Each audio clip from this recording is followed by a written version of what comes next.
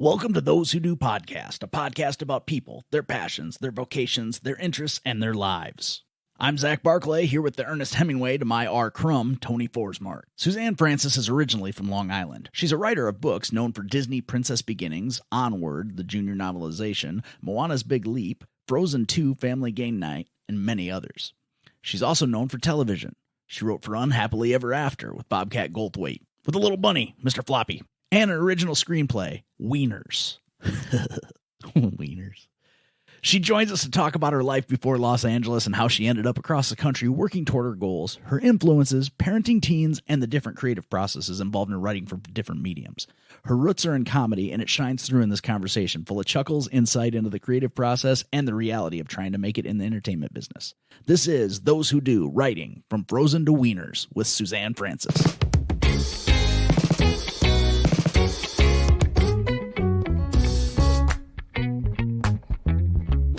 Incognito. What are you doing?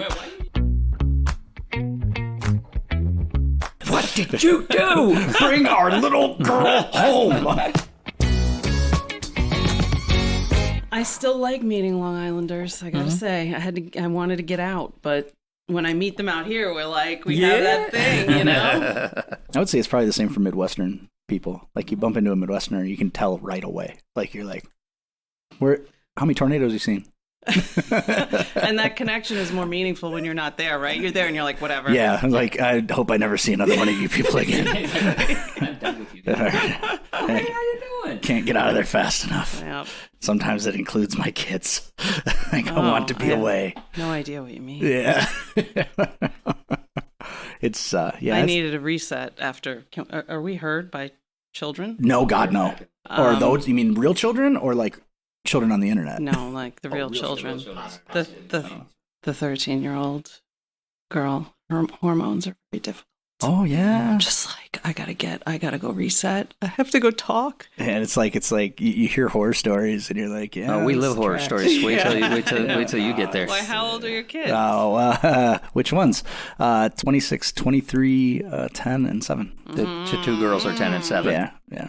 All right, so you have a wide range. Yeah, but the girls are 10 and 7, so he hasn't gone. Yeah. Okay. I know exactly what it's going to be like because I know my youngest, and she's 7, and I'm terrified of her. She's a horrible little person. She's bad. She's mean. She bosses us all around. I'm not going to have to worry about her like taking any guff from anybody her entire life, though. Maybe she's getting it out now. Yeah. Or it could get doubly worse. It's going to get worse. And then you're like, oh. It's 100% going to get worse. It cannot.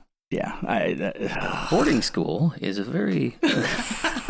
One of the things I Googled brought that up because, of course, I'm always Googling, like, daughter, blah, blah, blah, blah, blah.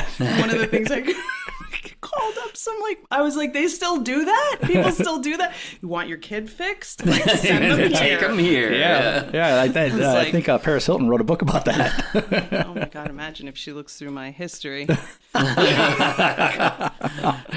Private tab. Yeah, Private tab. Incognito is your friend. Truly is. Just ask Jack. Yeah. I'm like, how do you know how to do that? What are you doing? What are you Googling incognito? What are you doing? Why do you need that?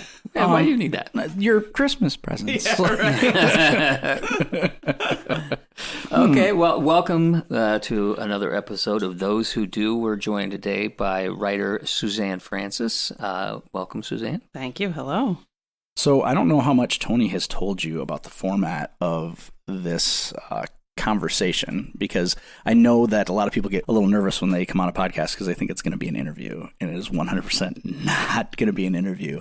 I think just the few minutes that we've been talking prior to Tony doing the formal opener is more similar to what it's going to be than anything else. Okay. It's a conversation, and the title of the show is Those Who Do, and that implies that the main focus is going to be about what you do for a living, or whatever, if somebody has a hobby or something, but that's not really honest. Like the main focus is you as a person and how your childhood, your past, your current life inform what it is that you do, because you wouldn't be hired and brought on to do the writing jobs that you have if you weren't you. So people lose sight of how important individuality and personal experience are in hobbies, jobs, things like that. So really what we're wanting to do is kind of get to know you. So we're going to start, I always joke, and I always forgot whatever anybody's name is. I was like, okay, well, where we're going to start is we're going to start with little Susie. Little Susie. When little Susie was 5 years old. Little you know Sue. what I mean? Little Sue. Little Sue. Little Sue would have punched you if you called her Little Sounds Susie. like little Sue might have some shared experiences with the struggles grown-up Sue is having right now. Oh, yes. Just a little payback. You know what they say. Oh, it comes back 10 times worse. Yep. So, I mean, that's basically where we want to start. Where are you originally from? I'm from Long Island. Okay. Syosset. Where's that? Nassau County. Okay. And home life as a child, nuclear family, divorced parents, what did you have going on? It was pretty normal as, normal is. Yeah. I was the oldest, so I had a little time with just two parents, and then my sister came along, and then my brother. How much time between all the kids? My sister's 3 years younger. My brother's 7 years younger. Okay, so pretty standard, Yeah. Reasonable, responsible parenting choices so far. We got that. Did your folks stay together your whole childhood? Yeah, they did. Are they still together now? My dad passed away, it's been just 7 years. And what did they do for a living? Were they creatives? No, they were not at all. I mean, my mother specifically loved going to the theater and, was very into that stuff, but neither of them did anything. My mom did she loved gardening. So she had creative output and hobbies and stuff, but for work, she was a nurse. And my dad sold cars. Oh, okay. And then later in I'm trying to think, how old was I when so Dad had a little performance. Yeah, he was definitely he was a very good storyteller, very, very charming and fun to be around. And he had that, he had that people person. Right. And my mom too. But then my mom ended up starting a business, jewelry business, I think, so she could be home more with kids and stuff. And my dad ended up hitching on to that. He was a little bit infamous for she has an idea and then all of a sudden it's hit, that big fat Greek wedding. We're going to do this. After it's already, she established it. She's been doing it. Look what we did. So he stopped with the cars and he did that. So they were around a lot. So that it became a kind of a from home family business? Yeah, I mean, they would go they had a store for a little while, but they did better with traveling basically. So they would go do an office they want to have a, what do you call it? When they have all different vendors that come and they sell stuff to the employees. Oh, sure. So they would have some, they would be one of the vendors at the place at the sale. Almost like a career fair, but for vendors. Yeah. So was the jewelry, was it stuff that they made or they bought and resold? They bought and resold. Oh, okay. Yeah, they were both very business minded. Sure. I wish I had a little more of that in my blood because I feel like that's lacking. But they were both, they were business people. They were they were good at it. Right. So they're basically, for all intents and purposes, working from home. You and your siblings are fairly close in age, reasonably. You lived on Long Island your whole life up to 18? Yeah, I went to college in Ohio. Okay. Where'd you go? Ohio University in Athens. Oh, okay. What prompted the move to that choice? So I knew I wanted to do music, theater, or film. And I wanted a school that had those three things. And Bobcats, right? Yeah. And I wanted to get out of New York. Wow. Okay. I really wanted to get out of New York. Why? Just, I felt like high school was a little bit of a challenge. Middle school was very challenging for me. Yeah. High school was a little bit of a challenge. And I really felt like I want to see what else is going on in the Absolutely. Middle school, was it challenging socially or academically? Yeah. So socially. the junk that all very middle tough school for me. people. Were it you sucks. a bookish writing theater Yeah. person? I was always journaling since I was very little. making movies in my basement, like not a lot of nights out Right. in high school and stuff. So it was like I knew that everyone from my high school was going to like SUNY schools, the State University of New York. And I was like, I don't want to go to SUNY school. I don't want to go to 13th grade. I want to go see something different. Right. So. And I guess that would be kind of the way, because I know that's true. A lot of people go to SUNY if they're in that area. You know, it's kind of neat that we've kind of been noticing some commonalities between all the creatives we've talked to. And there's junior high school being tough, you know, and how important the arts, what an important part the arts have played in people finding their people. You know, and finding that spot where they fit. And then the other thing that keeps coming up is imposter syndrome. Oh, yeah. It's unfortunate that a negative thing for me, being able to talk to people that have similar interests as I do, I'm looking and being like, oh, we are all that similar, you know, these are our people. And it's kind of refreshing to know that everyone has similar challenges. And it wasn't just like because I grew up in the Midwest or because I didn't really know who my people were in junior high. I mean, I had no idea who I was in junior high school. I didn't figure out who I was until 3 years into college. You know, I didn't do any creative stuff until I was 20. You know, I'd never written anything, never been in a play, never done any stand-up. Like I was completely lost until the world opened when you were. Yep. I mean, I did it. I wasn't an athlete, but I ran a lot away from people trying to beat me up. You know, like I was a bully's wet dream. Like it was bad, but it's kind of refreshing to see, like, look, I wasn't alone. I just didn't know it at the time. Right. You know, so we see all of the similar people. Did you settle on writing when at Ohio, or was it you just did the smorgasbord and then went out in the world and decided which one? So in college, I took an advertising class, like a copywriting class, where we were doing commercials. Like we were writing short little commercials for radio and for television. And I loved it. Like I just was like, this is so cool. Like it's all shrunken down. Like it has to be short. It has to hit it right. And I liked even like coming up with the slogans and stuff. Right. Like that was the first time where it was something directed toward, okay, this is definitely, but I didn't love selling stuff. Like, so that was the part. I liked the fun part. Like I liked trying to think of these fun ideas for whatever you were trying to do. Right. And I mean, when I look back to like when I was a kid, I was always doing that. Like I was making up stories. You know, I had my video camera, and anyone who came over like want to make a movie. Okay, these are the costumes I have. Let's do this. What do you think of this? Let's do like making up stuff, just fun. So just being creative. And so that led to TV and film writing. I took a playwriting class in college. I loved. So it was like, but that was really the springboard that started directing it specifically. Yeah. You know, advertising or copywriting would lead to creative writing, which it is creative writing. Right, because I never took another advertising or copywriting class, but I knew from that, I was like, I want to do that. You know, I want to try and do write scripts and like. And did you do any of that when you were still in school? Did you write your own scripts or shorts, things like that? Ever hear of obsessive aggression? It's so awesome. I have it. Like I have the script, and it's like, remember those letters you could like rub on? I like did that on the cover because it wasn't like this is going to be big. That was. It's funny because it's a doozy.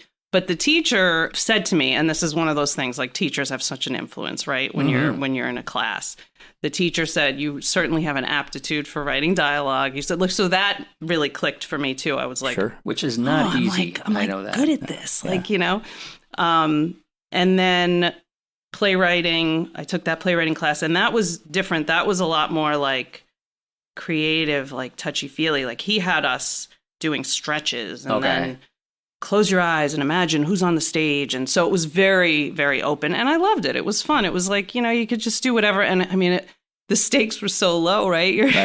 You're young. But even at that time, though, I know, because you're like, this is, I'm going to make something important here in college. You know, I mean, even though it's fun, you're like, they have never seen this before, right? I don't know. I definitely tried to think in like comedy. Like I wanted my stuff to be funny, But I don't know if I had such high expectations. I think I just enjoyed the process of like imagining like these people are on stage and they're talking to you and what are they saying and who are they and who are the characters and just write it. He had us just write in class and then we would read if we wanted to.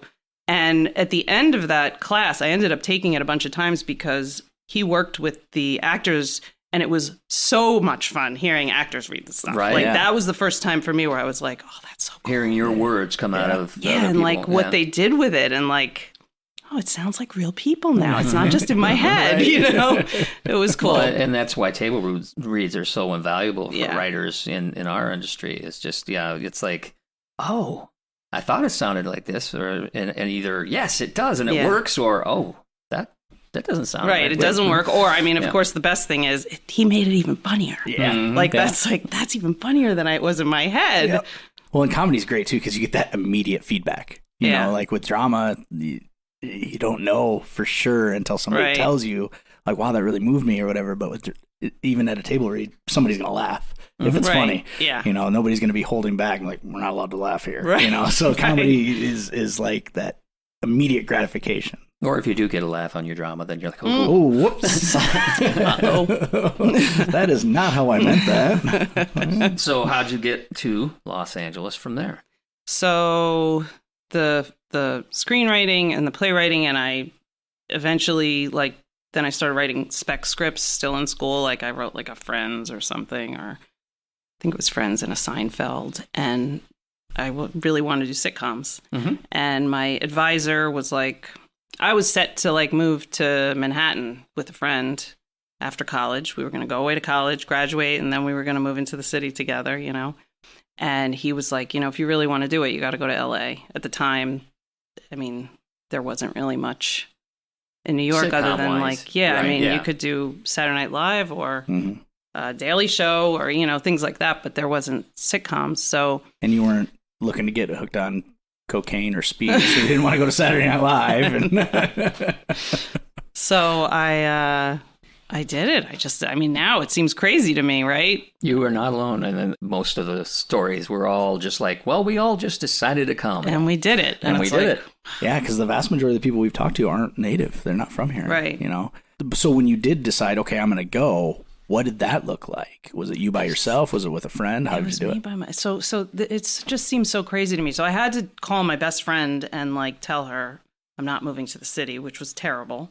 That was part one. And then it ended up being that another kid at my college was planning on moving to Hollywood. Mm-hmm. And so we only knew each other. Mm-hmm. And he said, I'm going to get a moving van he was from Ohio. He's like, I'm going to get a moving van if you have anything at school that you want to put in. And then maybe we get a place together for the first few months. I'm going down there first. So I got lucky because I was like, I decided to do this. Lucky. How was I going to? Uh-huh. I went there without knowing anybody, without a car, So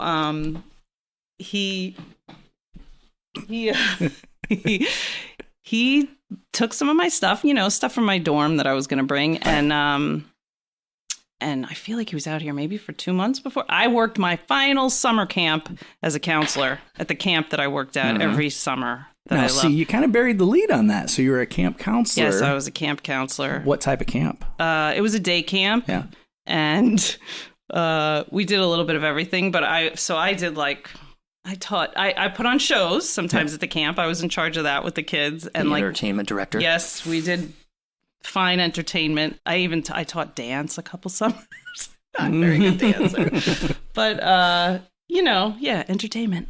But so I wanted to work that final summer. Plus, I needed the money because I moved here with like nothing. Right. Oh, yeah. Especially when you're coming from nothing. You're like, I don't even know what money I'm going to need. Exactly. I just come with as much as I can. Yeah. So I did that last summer, and then I moved to Hollywood by Rock and Roll Ralph's. Lived there for a few months with the guy that I mentioned from school, and then turned out an old friend that I had grown up with in Syosset was living out here. I didn't even know because she was a little bit older than me. We had gone years without talking, My mom ran into her mother at the grocery store on Long Island, and she was like, Suzanne's there. And so we hooked up, and then we ended up living together.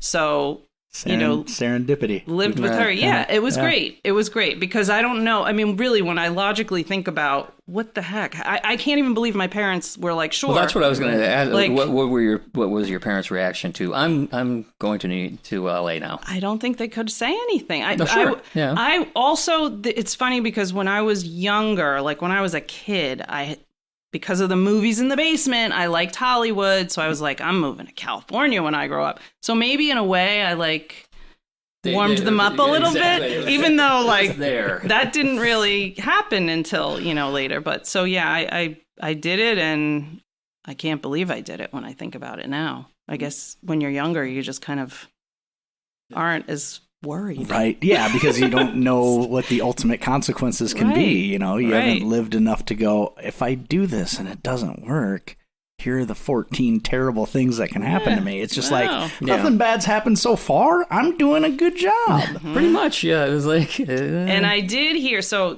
here's another story. I had some people, once I started, meeting people, heard about a lot of people, they move out for a couple months and then they leave. Mm-hmm.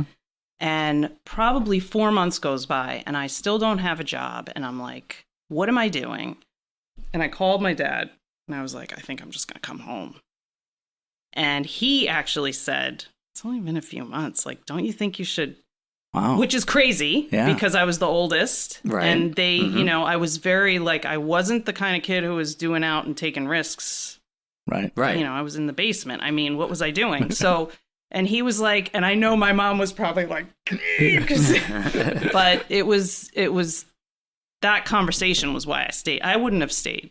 I don't think. I think I was too freaked out in that moment. I was like, forget it. Well, it's overwhelming to come out here. I mean, it's not like all of a sudden you're in this big welcoming community. Everybody's out here doing the hustle, trying to get their thing. And sure, you might be lucky and find some people early on, but still, you have to go out and find it. Especially if you didn't come with anything, same as you. I had nobody out here. I mean, and so it's daunting once it's like, you're a couple months in and you're like, this is not quite what I expected, and even finding that first job, I couldn't find a job. I didn't think it would be so hard. I was trying to get jobs at restaurants, but I didn't have any experience. Mm-hmm.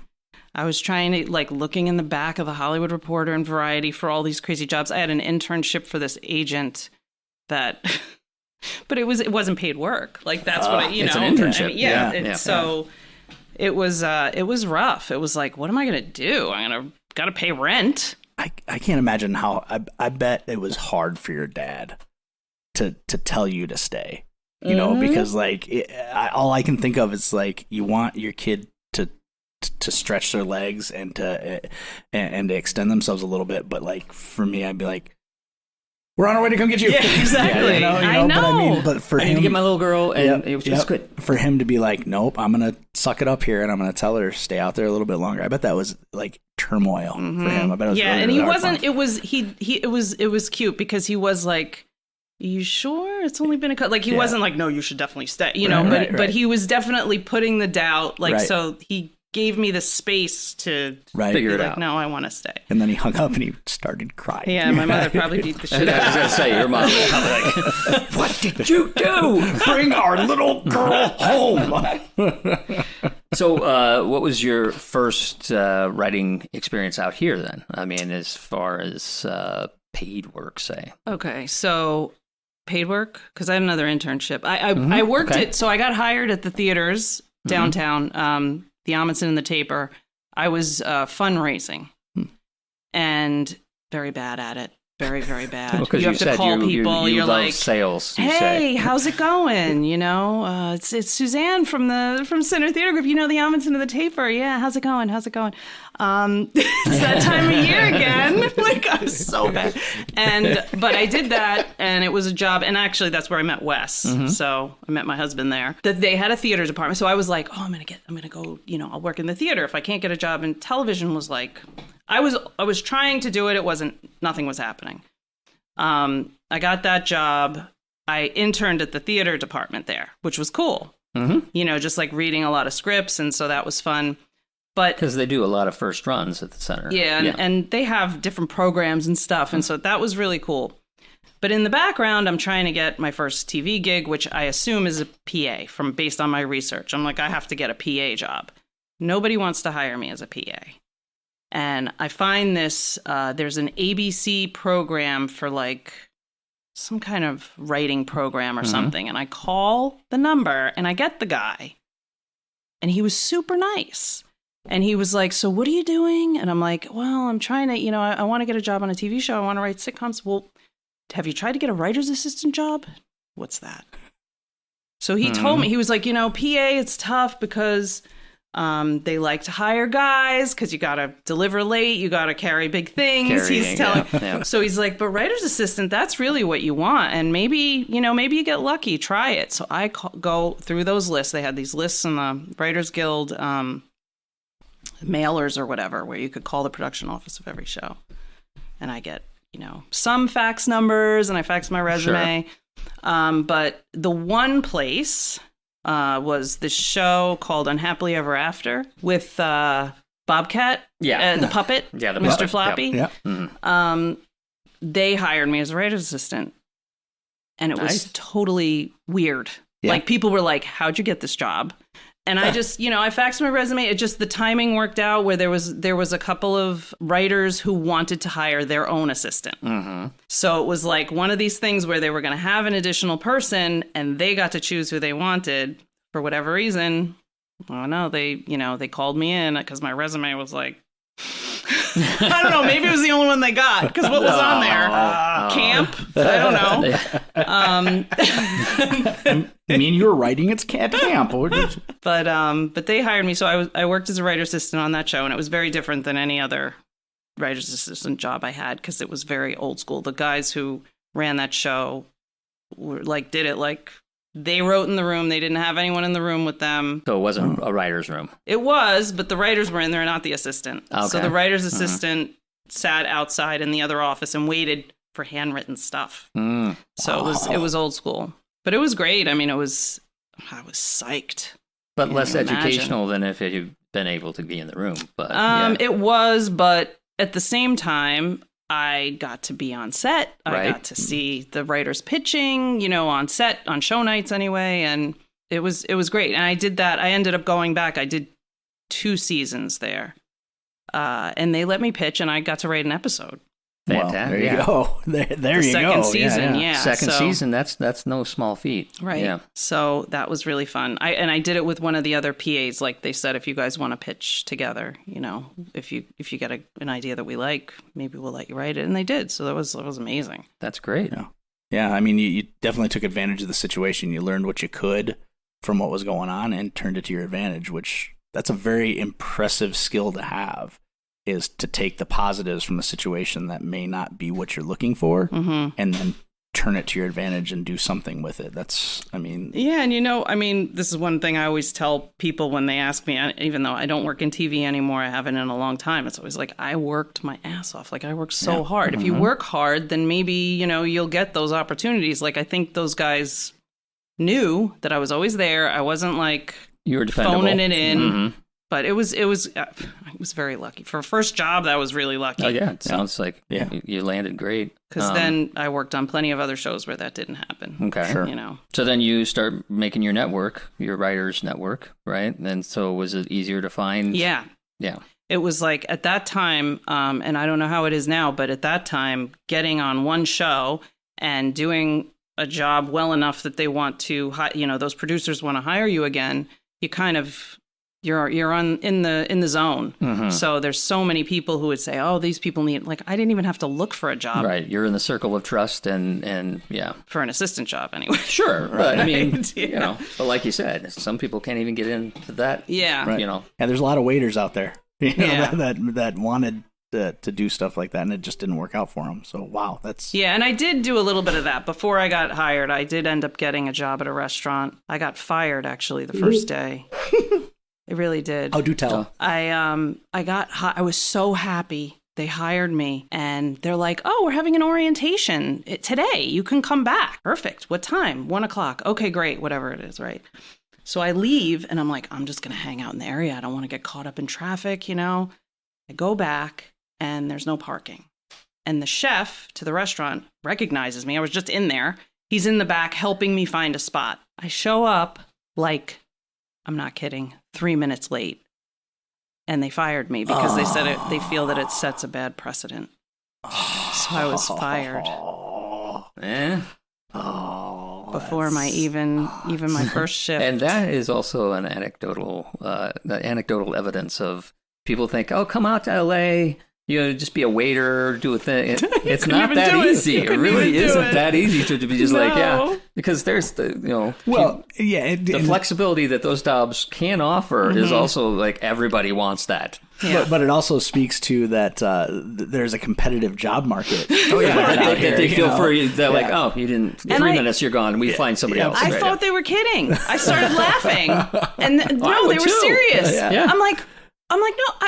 The chef was helping me find like I felt like, but the chef, like I was in with the chef, so I was here, you know. Yeah. Back home, they'll have somebody like not show up for 3 days because they're just not feeling it, and they're like, well, just get in when you can, because they can't find enough people to staff their places, you know. Yeah, no. So, what caused you to fall out of love with that, or fall in love with more narrative storytelling? So from writer's assistant, I started writing with a partner, and we sold a screenplay, and then we were pitching shows. Like, we were working for a few years together. We were able to, and he was an assistant before also. We left the assistant stuff behind, and we were doing it. And then I had babies, and he ended up kind of going a different direction. He wanted to be in like a different business. Oh. So between the kids, and once the kids were born, like, we were still doing a little bit, but I had started writing books. I guess also I think about the camp counselor thing a lot because I always had this like kind of kid-like thing that I was drawn to. And I started doing a little bit of that in the background.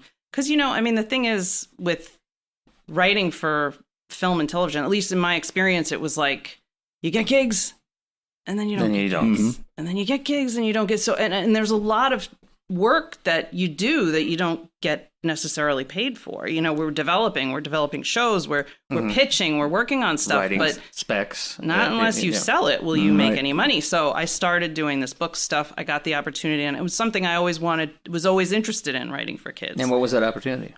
My friend knew that I wanted to write for kids, and she had written a book for Scholastic, nonfiction.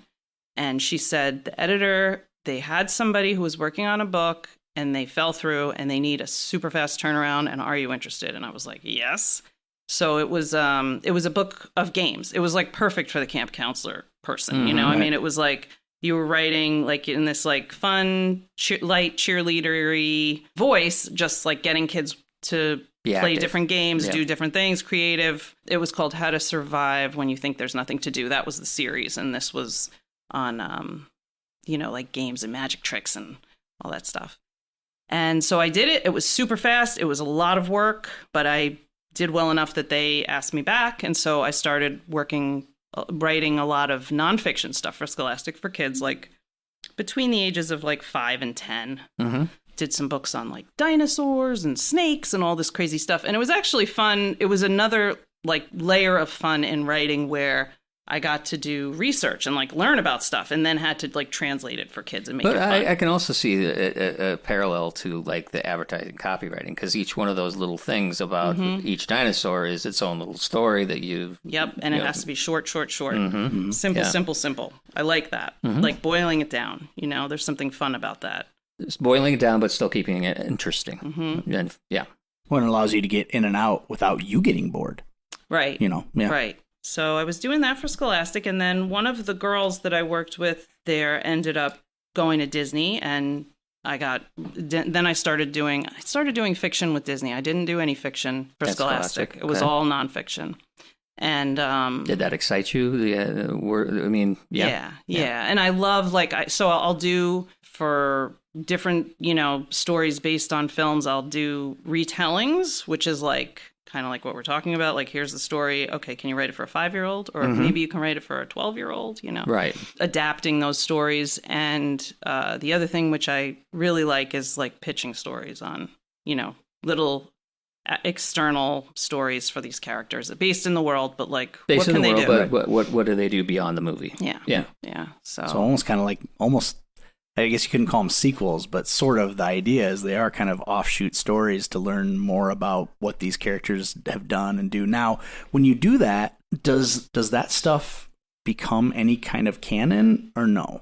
That's one of those tricky areas, Yeah. you know. It's like, I mean, they approve everything, so Right. they have to be okay with it. But I think if it starts going into that zone too much, where it would impact a sequel, they're going to be like, too much original story. too and, scary. We don't want to go there. Yeah, that makes sense. But yeah, it's like episodes. You Yeah. know, Yeah. it's similar to like pitching on a show. It's like little episodes of this. But I mean, have you ever world. noticed any callbacks to your original works that show up in further iterations of characters? I haven't noticed. So it's probably like, would this be fair? So, you know, you have Trolls, for example, like because all the kids were watching it earlier, and you know, there's a Trolls TV series. Mm-hmm. All these different stories happen in the Trolls TV series, but then when Trolls World Tour comes out, nothing translates to that. So Right. kind of the same idea. Yeah. Okay. Yeah.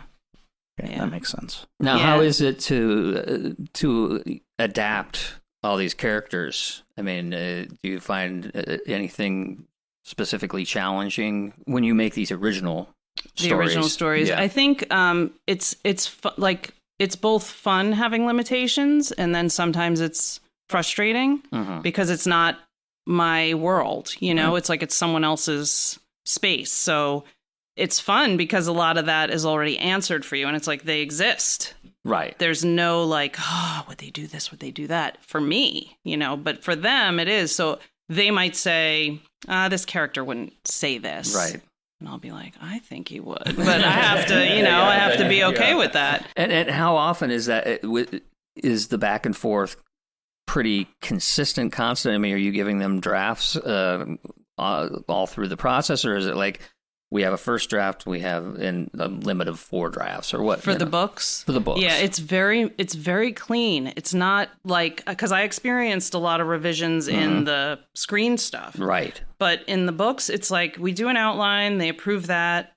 I'll do a first draft. Usually I only get 1 set of notes. That's And fantastic. then occasionally, if there's another set, it's very minimal. Right. So it's not an overhaul. No. Yeah. Right. No. And you had mentioned something earlier, which I had never even considered, you know, that you write an adaptation for a specific group, 5-year-olds, and then maybe something for a preteen or tween, and then maybe even a young adult version of a movie adaptation. How often for you do they say, do all 3 for us? Or they usually just give you one assignment and you just do that one? I have done multiple formats for a film before, but I think age-wise, like I haven't really done anything beyond 12. Okay. That's kind of where like I stopped aging. Sure. I'm just like, I don't want to be 13 again. So Hell on earth. So horrible. So, it seems like everything's 12 and under. But I have done before, like, you know, the 5-year-old and the 10 to 12, the 5 to 8 and the 10 to 12. Now, is that basically as part of the same assignment? Do you write 2 of them so you're like kind of back to back, or do you write one, you come back to it, get another assignment later to do the? I've gotten them at the same time before, but they're not like, you know, their due dates are scattered. But how tough is it to train your brain to be like, okay, now I'm not writing for a 5-year-old anymore? It's easy for me because it's the format. Like it's like if the 5-year-old is a picture book, so there's going to be pictures. So I get to like sometimes I'll get to create the art notes, I don't actually do the art, but like But what you're looking for. Right. I get to write the little art note, like what do I want on this page? Right. With the junior novels types of things, those are like sometimes they'll have little bits of art, but it's not every page like it is for the younger ones. So it is different enough that it's like you're thinking in pictures. What's the picture going to say? What's the text going to say? So the younger kid ones are probably a lot more like the dinosaur books. Yeah, like it's the just younger a picture, kids ones, a couple lines. Yes, and that can be really hard. Yeah. You know, having a narrative in that right. small form. There's that sparse text thing, like some, you know, it's like it is like a puzzle sometimes. Like you can't go off in description. Like you just have to. It has to fit on that page with art. So do you work very closely with the artist then in that? situation or not? No, you just leave your notes and they fill it in however they want? Yeah. Because, I mean, a lot on something like that, the pictures are telling a lot of the story because you don't have that much text to work with. Right. Huh. But the editors will come back, like maybe, they'll have an opinion about the art and the text, obviously. But like the art, they'll say like, maybe this should be this way. So sure. we'll work on the art notes before, but then usually, the artist will just take it and just kind of fill in the blanks, and as long as it fits the tone and right, that makes sense. See, the junior novelizations are what always impress me because you are within a certain structure, but you have to create all the visual on from your own language. Mm-hmm. And is that challenging, or is it pretty? I mean, once you've seen it and you're able to translate that pretty quickly into your own verbiage. The challenge is that like it's nice to see the finished film, but you don't always get to. Yeah. So like you would like to fill in like, say there's a scene in some, room in a castle that you don't know what it looks like. Like you want to describe it, but you can't because you can't put something in there that's not going to be true. And if you don't see it, then so you have to be, you can't really go crazy with that. Right. So that another thing God, this is amazing. Like I'm loving this because a lot of things that I didn't think of. So sometimes you're getting it and writing the adaptation before the movie is even. You have to. Yeah, the books come out before the films. Oh, that typically would be really hard. Yeah. Mm-hmm. Wow, because the whole marketing aspect of it is they want the books to be as close to the film as possible because they're banking on kids liking the movie and then begging mom and dad for the book, and you haven't seen the movie. So if you're like, and the unicorn was the purplest purple you've ever seen, and the unicorn's like chartreuse. Yeah, and it happens. You know what? Supposedly it happens. I've heard stories where like they make enough changes and it's just like, oh well, this is like a secret. They can see what the film was before. They can have an idea of something that was changed. And I think I just remember going back to Scholastic. I always remember growing up getting the Scholastic versions of movie books, and that you had those too, right? Yeah, I loved those book fairs. That was that was the best day. Yeah, ever. it was like Disney would have like circling in the magazine the books you're getting. Yeah. So awesome. Yep. Yeah. It had soon to be a motion picture. Then how do you know how it ends? Oh God, I bet there's all kinds of NDAs and stuff you have to sign. Oh yeah. Yeah. Because you're getting endings and middles and. Tell me what Disney movie is coming out in 2 years and what the plot is. Please. I would like to know the end. I want to do a Back to the Future moment and bet people money. Yeah, that would be tough too. Gosh, there are so many layers to what you do that I certainly didn't even consider, and I'm hoping that people that are listening are like, wow, I didn't realize it was that involved, because it's like so many things I didn't even think about, and it would have never occurred to me that like the book could come out before the movie, even though I guarantee I've seen them on the shelves and just didn't pay attention. Yeah. I mean, because the advertising hype is already out there, so you assume, oh well, it probably is out, right? Well, and to a point, the book is then advertisement for the movie. So don't screw it up. You might take a movie. So since a lot of your work is in generated IP, do you find yourself like hungering and using off time to just create something for yourself? Yeah, I'm trying. That's a challenge. That's a real challenge. I like to work. Sure. And I feel like with the creative stuff, I need a little space to do it. Like it's hard. I am like, and I feel like every writer I know is like this. Like I really like deadlines. Like I need the deadline. It keeps you honest. Keeps you motivated. It's like it helps give me that momentum. So with my own stuff, even though I try to trick myself with deadlines, it's not the same. But in the back it doesn't work. It doesn't work. By that. Yeah. So you got to get your husband and be like, hey, on every Tuesday, if I haven't done this many pages, you shoot me with a rubber band gun. Yeah, it won't work.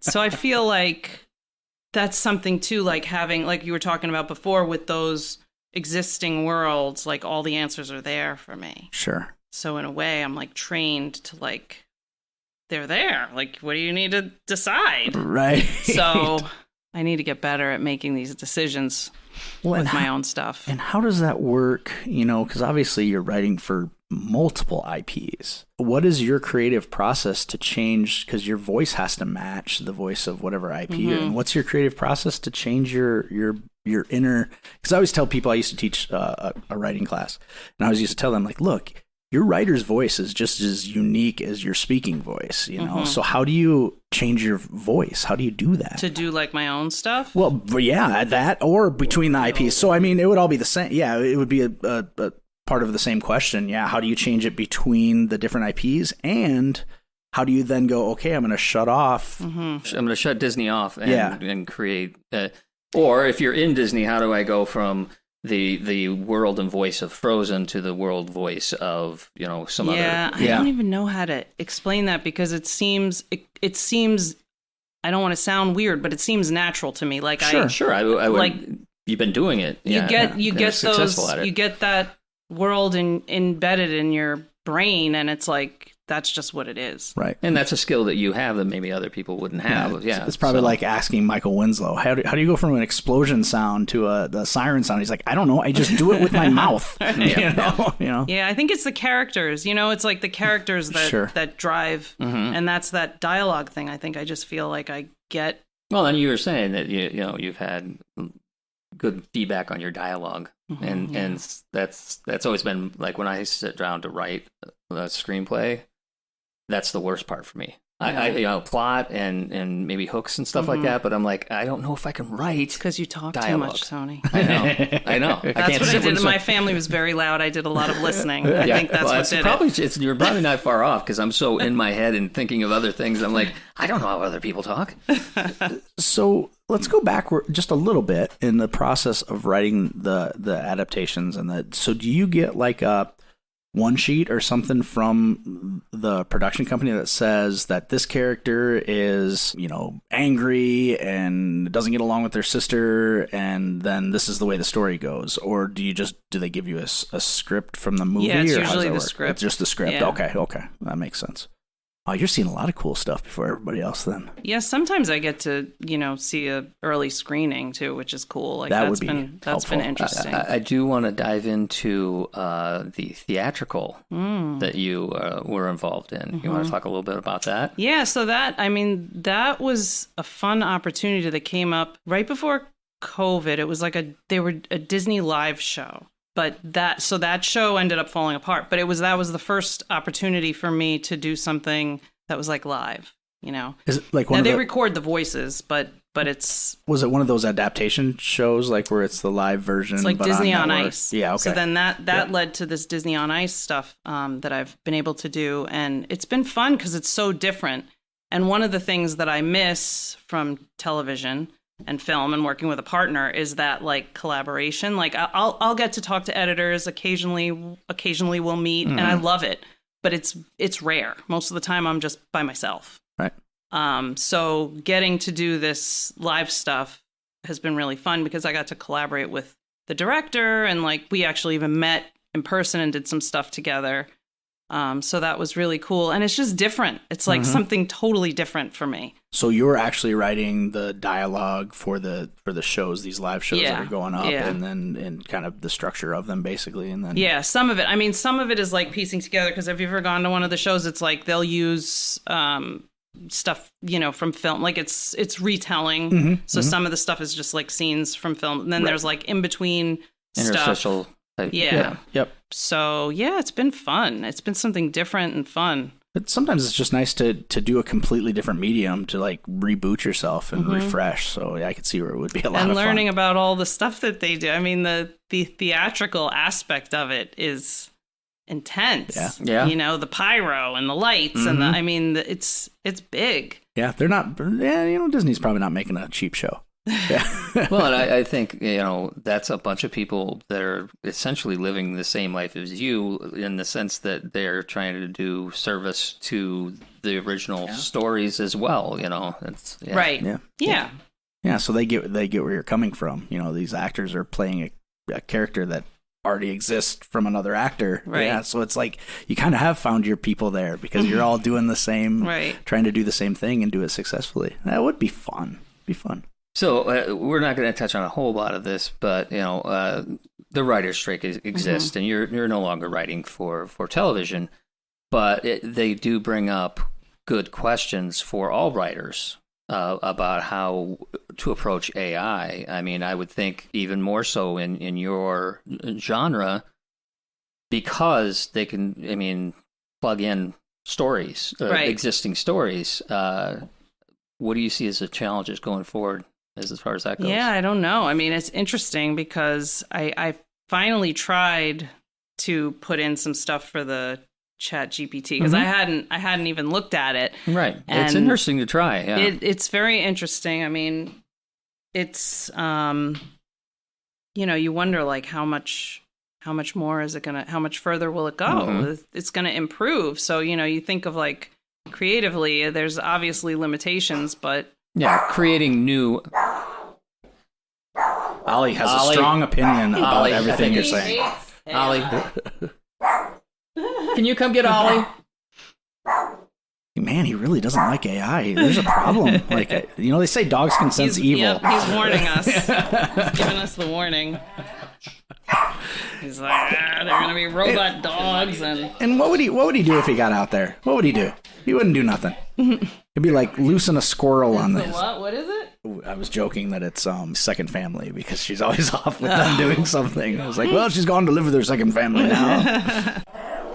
You're not directly involved with screenwriting anymore, but we've been talking a little bit about what AI may mean for your vocation. What are your thoughts? I don't know. I mean, I think it's scary. Mm-hmm. It seems like it's pretty amazing what it can do. You said you've played around with it a little bit. Yeah, a little bit. I wanted to see. I had heard some writer friends said, oh, they put in like ideas for a story or whatever, like see what comes up. And it was interesting. I mean, I do believe that, at least right now, I feel like, the human aspect is really important for things. Absolutely. for writing and communicating and... Right. But, I don't know how good will it get. In terms of especially generating original stories, I really don't know. But, I mean, it seems the stuff that I've played with on ChatGPT was... derivative. Right. Yeah. And so as far as being able to come up with something clever and new, so far anyway, we're not there. But my friend Tony was talking about his fear in the writer's room is they will shortcut and be able to get, a story outline, say, and then have a smaller writer's room to fine tune the story outline. Mm-hmm. And then in that way, it wouldn't totally be replacing, but it would be replacing like half the writer's room. Right. Well, and so many things, I'm a photographer also, because why wouldn't I just do a bunch of things a little bit? And you see a lot of the AI. You can say, I've got a good friend who is probably one of the top 10 Photoshop artists in the United States. He's amazing. And you can literally type in, give me a knight with broadsword in the style of David Byrd, and it will generate it, and you're going to go, that looks like David took that picture. That's terrifying, because if they could say, give me a crime movie in the style of Quentin Tarantino, and I mean, it'd mostly be fucks, but that comes out and it has the same general feel. If they can get it for 16th of the price, we're in trouble. Because I tried doing that to feed in. I'm working on something that I was trying to do, and so I started feeding in like, give me an episode that does this. But what I did find was I do that several times, and I got many times the same beats. Mm-hmm. A lot of the beats that would come back and verbiage that would be the same. But the negative of that is like if they do it in the style of, say, David Byrd gets nothing. Right. Well, yeah, that's the big problem. Well, there's multiple big problems. Yeah, that's right. Well, I'm saying that's the big problem is they've used David Byrd. Somehow they went out either and got some of his imagery and trained it with that imagery, or it has its own ability to go out and find that. Right. But, I don't need David Byrd. All his stuff is on the internet, so now I can just have my computer pull it out, and GPT will just, create something. Yeah. I mean, and playing devil's advocate, because sometimes it's fun. You could also say there's people that will train themselves in the same style and then charge less. actual people. So David Byrne never gets any of that money either, but at least some person no, is. Exactly. I guess that's the thing. I Yeah. mean, and you can blame the person for being derivative and, stand-up stealing jokes. You mean like, oh, that guy stole that joke. Look, every joke's already been written. Right. Well, I know. I'm just saying that's a notorious thing. Stand-up's like, that's my joke. But at least, you have a point. And he got paid. Somebody got paid for Somebody it. got paid for it, yeah. And you can complain that, you should pay me for what you got paid. But Yeah. no, it's going to be an interesting time for any type of creative writing. I mean, even like you were saying, some of the stuff you were doing early in your career, these ad copies or shortening for the Scholastic books. Right. Yeah, it's interesting. I mean, it is a little scary to think about, what happens to all these jobs that could be affected. I talked to somebody about it, a friend who was saying that he feels less scared because he thinks that the AI can be used to help all of us have more leisure time. He's like, if it can replace certain things so that we can have more leisure time, we work too much. Sure, I'm like, okay, well, that's one way to think about it. I'm like, but when you think about the creative stuff, it's like, oh, shit. Well, it's like, will I have leisure time if I'm not employed because they're doing the thing that I was doing? Right. But, I am of the opinion that I don't ever in the near future see them replacing creativity, the raw creativity that a human being can bring. Right. You can something say, like you said, in the style of it, but it's still going to be derivative. You're not going to have some breakout new idea or new style come out of AI, I don't think. And I think all jokes aside, the places that it's going to replace first are going to be term lower levels than what I want. But like, okay, let's say for me, the thing that's going to replace first is like basic editing, for example. Like, I edit a podcast. If it wants to come in and replace the editing that I do, that's great because I have no skin in the game, But if it wants to come in and replace what Ernesto does, that's a bad deal, But I think that it'll probably start replacing that basic stuff first, which there's not a lot of creativity. Really necessarily, I mean, because they already exist. If you go to iMovie, it's like, would you like to do a smart movie? Yeah. It edits based on what it thinks, what you have as footage, how it knows what my narrative is. It probably doesn't know what the narrative is. And that's like, so these editor friends that we've been talking to about it is like, well, editing is storytelling. And so there's a flow to that that I don't think a machine is going to be able to mimic very easily. Right. Or very, very well. Like, think about, you could go to the theater. Are you going to start watching holograms? Right. Is that going to replace the experience? Right. Well, remember how terrified everyone got from computer-generated movies? 100%. Like, people freaked out. It was gonna end actors in Hollywood, and that no one was gonna get any work. And nobody talks about it really anymore.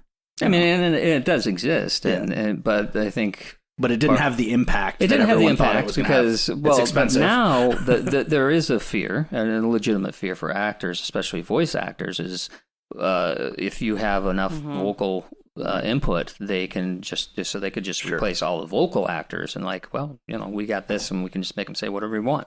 So that's scarier to me than I remember. When they were bringing these CG things, I'm like, oh well, like no, there's some stories that people just aren't going to watch animated. Period. But maybe it's going to be a thing. But actors were still getting paid to voice these things, and so it wasn't as big a deal. Well, and like we said on a discussion we'd had before, the main thing is legislation. Like, not just like union agreements and stuff. Legislation needs to take place because a city council member number 7 should be able to own their voice. It should be their property. No one should be able to use it for anything else. An elementary school teacher should be able to own their voice. Now, if they want it to be used to make some curriculum and stuff, they should be able to say yes, but no one should be able to recognition for said input. Right. Nobody should be able to record them teaching their class for a year and then be like, well, we have your voice and we can tell it to do whatever we want. And we know what your curriculum is now, but but I say the same thing about writing, though. I mean, it's like, I think it should be all. I mean, most of your stuff's copyrighted, right? And that copyright should, in my opinion, cover you for any, I mean, you probably made some contractual agreements of how Disney can use these things or whoever, Scholastic, but in general, you don't expect it to be then parsed out to be other projects that you're not getting paid for. Well, with the stuff that you adapt, it's kind of like it lives out there. You know what I mean? It's like, It's already out there. Like, well, and even if you wrote, like, say you wrote a complete novel, it's a lot harder to prove. I mean, other than if it's verbatim, it's a lot harder to prove that someone wrote it in your voice than it is if you can take an actual spectrogram of a voice and be like, no, this is their voice. You lifted this voice and then put it together to make other things. So it would, I mean, you almost would need more legislation on something like that, very specific verbiage to say, look, this person owns their style, and how do you prove a style? You know, I make no argument against it. It's just, how do you prove? Yeah, that's one of those things with music, right? That's been a big thing with music. Yeah, and but they have gone through that with music. Is like, what portion of a song needs to be replicated in order for it to be derivative? I think that's pretty settled law about how many bars of something, you know, or if it's a specific short hook, like that's that hook, and if you use it, you are clearly stealing from this other person. So I think that part of it can be done fairly easily, I think, because they already have plagiarism software for the kids. Right. Well, yeah, but that's copied verbatim. Not necessarily. Some of it's like, this is not your voice. Right. Well, and that's what the AI as far as students are concerned too, right? Yeah. And I guess I've never seen that. I'd like to see it work. I'd like to see how like what it says, you know, because if I'm paraphrasing, I mean, that's how you do research. It's not. Well, I guess we do have to have my wife on, because she will tell you specifically paraphrasing is not research. Well, I mean, if you're writing, like if you're assigned to write like a report about something, you're going to be paraphrasing it. Like, that's how you do research for your report. You're not going out as a 15-year-old and doing like, all right, I need to test this for its alkalinity and see what it actually is. You know, it's like, no, tell us about the alkalinity of sedimentary rock. It's like, okay, well, sedimentary rock gets its alkalinity from blah, blah, blah, blah. You know that because you read it somewhere. Right, and this is for more longer essays than, say, a short answer. You know, give me a report on so-and-so's life and the impact of their work. And, you know, they can look at, input some of their previous writing and go, this is not the same style at all. And then they'll double check it on plagiarism sites and go, that's incredibly like unreliable though, because I know if you were to look at my my writer's voice from a research paper from like my junior year in high school to my senior year in high school 1 year, I'm going to sound completely different. Possibly. I mean, undeniably. No, but I'm just saying, as a general say, that's possible. It's not the be all. But that's what I'm just trying to figure out how they. No, you failed. You know, it's just a screening process, so that if they do come across and it is dramatically different, they can go, can we see your work? I gave it to you. You just ran it through the thing. Can you say that? Tell me in your own words what it says. You know, that type of thing. I wrote it. Right. Yeah. No, but repeat it. I wrote it down so I wouldn't have to repeat it. This isn't speech class. Guess what? Life's rough. I mean, I don't know. I don't know what to tell you. So is there any dream projects? Anything you've been itching to... Any dream projects? Yeah. Oh. I guess just, you know, the one of the things I'm working on, I want to finish. Like that's, you know, that's all you have to say. Yeah, exactly. You're working on it. Yeah. I'm working on it. Which is great to be working on what you want to work on. Right. Yeah. What's that like? I wouldn't even know how that felt. You're doing it right now, buddy. Oh, shoot, that's right. I am. You're doing it right now, buddy. Hooray! So, you know, you talked a little bit about like writing for yourself, writing things that are your own IP. I don't want you to like tip your hand and be like, well, this is what I'm working on, and now people will hold you accountable for it. But that's a great idea. But where can people read some stuff that you've written that's yours? Nothing. You know what? I don't have anything published that's not based on something somebody hired me to write. So we can look forward to it then. Once we see it, that's going to be a thing that like we'd be like, wow. She did it, and this is it, and we're finally getting to see it. Because even the produced stuff, that was with a partner, so it's not, I mean, maybe that's one of the things that, you know, is a little bit hard for me, adapting so much, and like, you know, like you were talking about earlier, like your voice, like I have I love talking to people who want to write or who are starting to write and give them, you know, inspiration for finding their own voice, but, you know, I'm doing a lot of adapting. So, sure. But that is not, I mean, we've talked to some people that have been screenwriters, and a lot of times they'll get handed previous work. I mean, it's not like this magic bullet that you're doing one form or another that all of a sudden you're just Because I got a friend who's now in his 60s and has finally written his own first novel that is all his own work, and that's what he's been working on for a long time. That doesn't diminish the other work at all, but it's saying your own voice sometimes is misleading because there are so many collaborative forces in every form. And even when I was doing original stuff, I was like, lots of times, like you said, pitched or like, we want you to do it this way. So it's not, when you're writing, working on this book that I'm working on, it's really, there's nobody telling me what to do. But, this is probably the first time ever. But, and you will be getting notes from an editor when you later, get one. right? Yeah, right. Even then you'll be like, well, yes. Yeah. Very rarely does anybody go, that's the perfect book. Of Thank course. you. Yeah. Thank you for that book, and I will publish it now. No, of course. But even when you wrote with a partner, that was unique IP, though, right? Yeah. So even that would be I wouldn't discount that at all as being an original. No, Sue has a movie. Yeah, I have a movie. What is it? We had some funny. We had fun. Like it was really fun collaborating with someone for comedy because we would just make each other laugh. Yeah. Mm-hmm. We were younger. It was like, whatever. What's stupid? You're an idiot. It was just like. So we had a good time doing that. Yeah, because we were just talking about the Channel 101 guys. I don't know if you know who that is, but that's the people that did Yacht Rock. Oh, okay. The Yacht Rock videos, and it's Dan Harmon, it's Justin Rowland. And what they turned into past that. But that's all it was. And it was be like you in your basement, or it'd be like, it's just that type of writing where it's just like, there's no barriers, and what's funny? That makes me laugh. Yeah. Right. Yeah.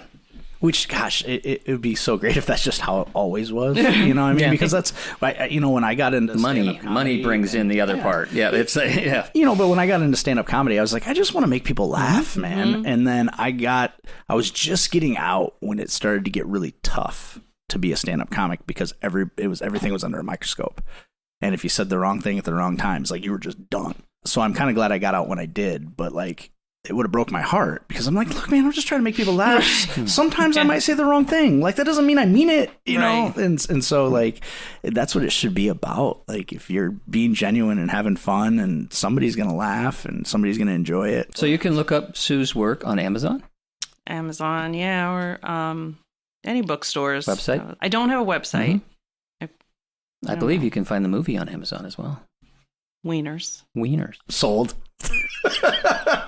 It's a road trip movie. Oh, you had me at Wieners. So it was built for writing that way, like you can tell. Oh, they just were like having a great time writing this movie. We were talking about that when we were watching Yacht Rock last night. I was like, these guys are having fun. Like, that made it that made up for any place that it was just kind of like, come on, because it was like, but that moment fell flat. But they were having fun doing it. You can tell they enjoyed it. So it's a win 100%. In my book. Yeah. Wieners. I can't wait. Wieners. I wrote it down. I remember, too, when we talked about that title, my writing partner was like, really? Yeah, Wieners. Do it. It's perfect. Yeah. The inspiration was he tried to get the internship with the Wienermobile. Oh, and yeah. He wanted it so badly, and he got rejected. And so the whole thing came from that. We were on vacation and we saw it, and I was like, this like date kind of dates us. Like, I'm like, girls, it's the Wienermobile, and they're like, the what? And I was like, the Wienermobile, and they're like, I don't even understand what that means. I was like, look out your window, it's a giant wiener. And they're like, why? And I'm like, oh, you mean that hot dog? Yeah, like you don't understand what it's like to be alive. Just go back to your Did they screens. look up? Right, they were just looking down. No, they looked up, but they were just like, why would anybody drive a hot dog, Dad? And I'm like, because it's awesome. Why would you not want to do that? Why wouldn't you? Like, there are two cars I want to drive in life. Kit from Knight Rider and the Wienermobile. I cannot decide which one I want to drive more. And they're hard to park, though. The Wienermobile is, it's hard to parallel park the Wienermobile, but yeah. It's got to have a horn that's like... It has to. Does it? Yeah, I don't know if it's the General Lee, but yeah. No, that's... Okay. Not... Get your horn straight. Don't be ignorant. Jeez. That's ignorant. That's ignorant. That's ignorant. That's ignorant. I just got all worked up and sweaty. Over the Wienermobile. You're just excited. Oh, yeah, it really doesn't take much. I'm just some Midwestern boy out here in the Los Angeles. Just getting excited over the Wienermobiles. Well, Sue, thank you for coming out and talking to us about what it is you do. It's been very, very enlightening and entertaining. And I don't think a lot of people understand what it is to do what a lot of people do anyway. So pulling that back and understanding is what this podcast is all about. No, I definitely learned a ton, and I hope you had a good time. I hope you had fun. It was fun. Thank you guys for having me. Thank you so much, Sue, and thank you for what you do.